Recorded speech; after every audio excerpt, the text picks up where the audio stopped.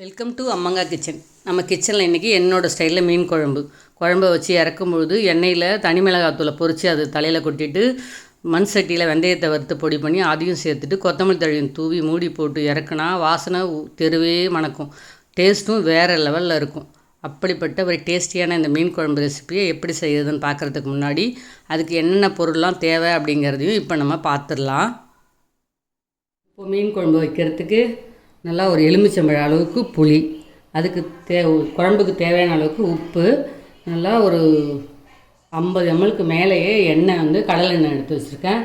100 சின்ன வெங்காயம் பொடியாக கட் பண்ணது, தாளிக்கிறதுக்கு கருவேப்பிலை, மல்லித்தூள் 2 ஸ்பூன், குழம்பு மிளகாத்தூள் 1 ஸ்பூன், மிளகாத்தூள் நான் 2 ஸ்பூன் எடுத்து வச்சுருக்கேன். இது காரம் இல்லை, வீட்டில் அரைச்சதுனால எடுத்து வச்சுருக்கேன். நீங்கள் கடையில் வாங்குறதா இருந்தால் கம்மியாக தான் போடணும். வெந்தயம் ஒரு 3 ஸ்பூன் எடுத்துருக்கேன். தாளிக்கிறதுக்கு 1 ஸ்பூனும் வறுக்கிறதுக்கு 2 ஸ்பூனும் 3 ஸ்பூன் எடுத்து வச்சுருக்கேன். தக்காளி 1 பொடியாக கட் பண்ணி வச்சாச்சு. மஞ்சத்தூள் கொஞ்சமாக எடுத்துருக்கேன். அப்புறம் நம்ம அந்த தாளிப்பு வடம், கருவடம்னு சொல்லுவோம். சில ஊரில் அதே தான் வெங்காய வடம்னு சொல்கிறாங்க. அது உங்கள் ஊரில் என்ன பேருன்னு தெரில. நான் கருவடம் எடுத்து வச்சுருக்கேன் தாளிக்கிறதுக்கு.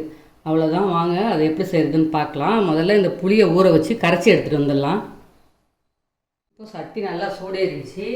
இப்போ நம்ம வெந்தயம் கொஞ்சம் வறுத்து எடுத்துக்கலாம். வெறும் சட்டியில் தான், எண்ணெய் இல்லாமல் இந்த அளவுக்கு வெந்தயத்தை நல்லா வறுத்து எடுத்துக்கலாம்.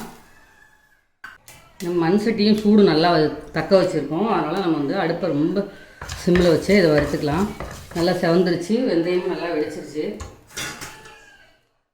இப்போ நம்ம அதை வேறு ஒரு பாத்திரத்துக்கு மாற்றிக்கலாம்.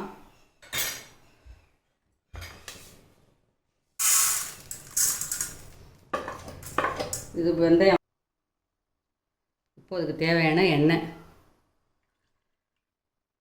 இது கிட்டத்தட்ட 75 ml 100 ml வரைக்கும் இருக்குன்னு நினைக்கிறேன். அந்த அளவுக்கு எண்ணெய் தேவைப்படும். மீன் குழம்புக்கு எண்ணெய் நிறையா ஊற்றி செஞ்சால் தான் நல்லாயிருக்கும். இப்போ எண்ணெய் காயட்டும். இப்போ எண்ணெய் காஞ்சிருச்சு. நம்ம அந்த தாளிப்புக்கு கருவடம்னு சொல்லுவோம் இல்லையா, அதை இப்போ நம்ம அதை எண்ணெயில் சேர்த்துக்கலாம்.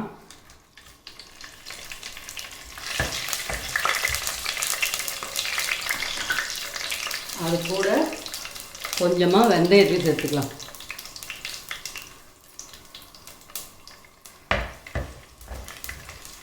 நல்லா வெடிக்கணும், அப்போ தான் வாசனை நல்லாயிருக்கும்.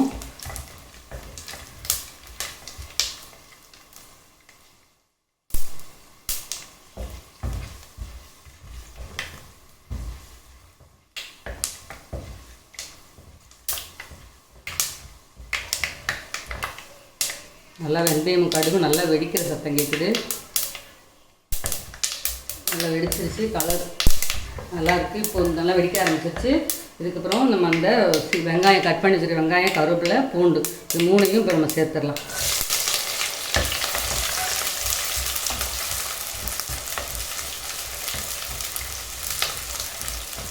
இப்போ இது கூட கட் பண்ணி வச்சுக்கிற ஒரு தக்காளியும் சேர்த்துக்கலாம்.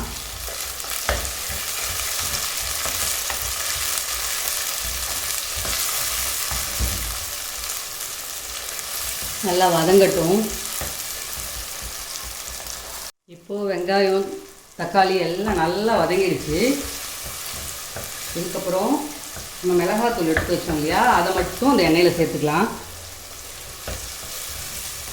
இது இப்படி செய்கிறதுனால குழம்பு நிறைய மேலே எண்ணெய் நல்லா கலர்ஃபுல்லாக இருக்கும். அதனால தான் இப்போ அந்த எண்ணெயில் சேர்த்துட்டோம். எண்ணெயில் சேர்த்ததுக்கப்புறம் ரொம்ப நேரம் வைக்க வேண்டாம். இப்போ நம்ம புளி கரைச்சி வச்சுருக்கோம்ல, அதை அதில் சேர்த்துக்கலாம்.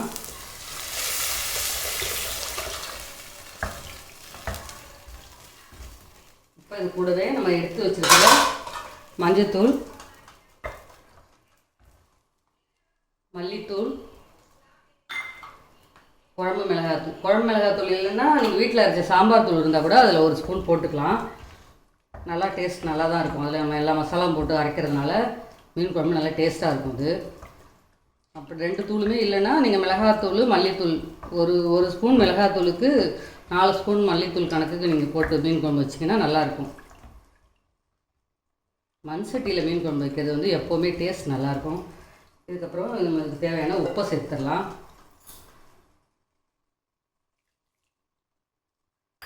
இப்போ நம்ம மூடி போட்டு கொதிக்க விட்டுடலாம். கொதிக்கட்டும். இப்போ குழம்பு நல்லா கொதிச்சிக்கிட்டு இருக்குது.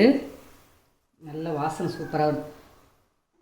இப்போ நான் ஒரு 2 கீத்து அளவுக்கு தேங்காயும் ஒரு அரை ஸ்பூன் அளவுக்கு ஜீரகமும் அரைச்சி கொண்டு வந்திருக்கேன். அதை இப்போ நான் குழம்புல சேர்த்துக்கிறேன். தேங்காயெலாம் வேணும்னா போட்டுக்கலாம், போடாதவங்க நான் எல்லாத்துலேயும் தேங்காய் சேர்ப்பேன், அதனால் தேங்காய் சேர்த்துக்கிறேன். கொஞ்சமாக தான் சேர்த்துருக்கேன், நிறையெல்லாம் இல்லை. அப்படியே நல்லா கலந்து விட்டு கொதிக்க விட்டுருங்க. இந்த ஜீரகமும் சேரும்போது மீன் குழம்பு இன்னும் நல்லா வாசனை வரும். குழம்பு இன்னும் கொஞ்சம் நேரம் கொதிக்கட்டும், மூடி போட்டுடலாம். இப்போ நல்லா குழம்பு கொதிச்சிருச்சு.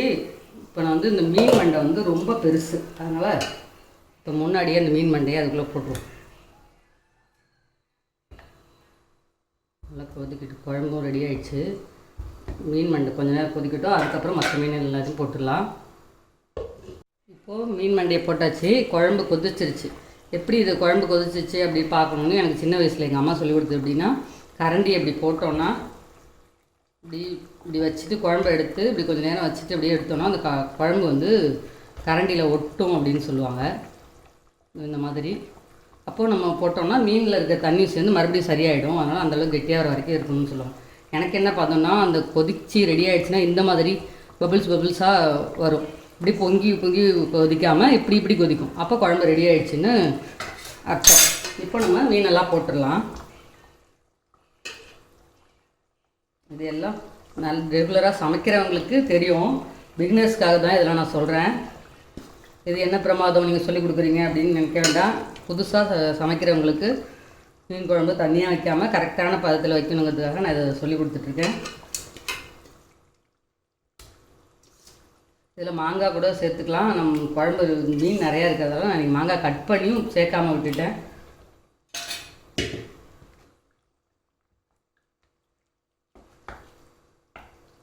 இதை அப்படியே மூடி போட்டு இதுக்கப்புறம் நம்ம சட்டியை சுற்றி விட்டு கொதிக்க வச்சுக்கலாம். ஒரு கொதி வந்ததுக்கப்புறம் அடுப்பை வந்து சிம்மில் போட்டுடலாம். இப்போ நம்ம ஒரு சுற்றி விட்டு வேக வச்சுக்கலாம். மீன் போட்டதுக்கப்புறம் முடிஞ்ச வரைக்கும் கரண்டி போடாதீங்க, இப்படி சுற்றி விட்டு அதுக்கப்புறம் வைக்கணும். கவனமாக சுற்றுங்க.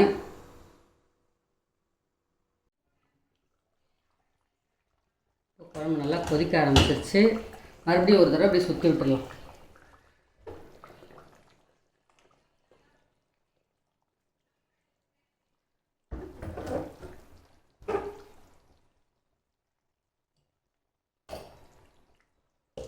இதுக்கப்புறம் இப்போ எண்ணெய் சூடேறிடுச்சு. ரொம்ப சூடேறக்கூடாது, கொஞ்சம் ஓரளவுக்கு சூடேறினதுக்கப்புறம் ஒரு 1/4 ஸ்பூன் தனி மிளகாத்தூள், 1/4 ஸ்பூன் கூட தேவையில்லை, இது இந்த அளவுக்கு இருந்தால் போதும்.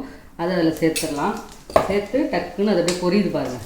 லைட்டாக ஒரு கலர் மாறும், ரொம்ப கருகிடக்கூடாது, லேசாக ஒரு கலர் மாறும். இந்த மாதிரி பாருங்கள், ப்ரௌன் கலர், முன்னாடி கலர். இந்த மாதிரி கலர் வந்ததுக்கப்புறம் நம்ம இப்போது அடுப்பை ஆஃப் பண்ணிவிட்டு இதை அந்த குழம்புல எடுத்து ஊற்றிடலாம்.